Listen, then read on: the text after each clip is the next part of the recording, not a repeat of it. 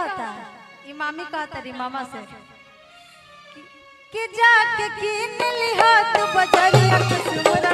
करिया राजा जी ब्लाउज को करिया राजा कुसुमरा करिया राजा जी ब्लाउज को करिया राजा जी आवतर कोई के रुकरिया आवतर कोई के रुकरिया जाके कीन लिहा तू बजरिया कुसुमरा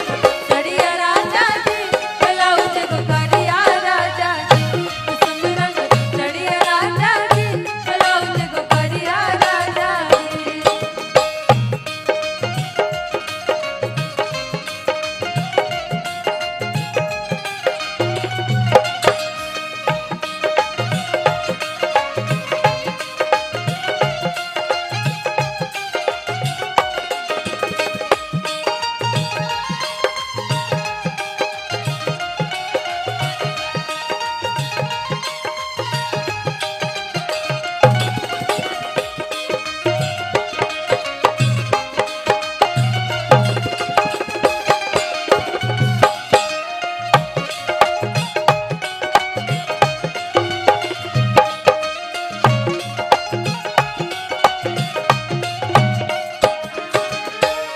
अपन मरद के मामी कैसे पढ़ावत तरी अब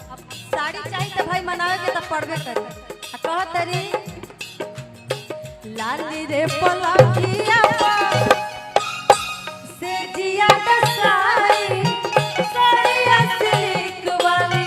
पेन के झमकाई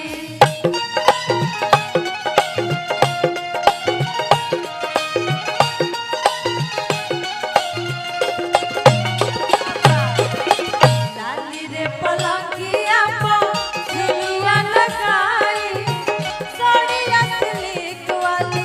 पेन के झमकाई साड़िया सिल्क वाली पेन के झमकाई।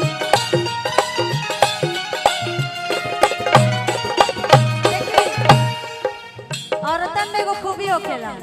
भले घर में पैसा रहो चाहे ना लेकिन गोद पटीदार के झमकावत जरूरी होखेला कि हमार मरद हमरा की सब किन के देले बड़े आ वो साड़ी में कौन किस्म के साड़ी कहत तारी हो के सितारा चढ़िया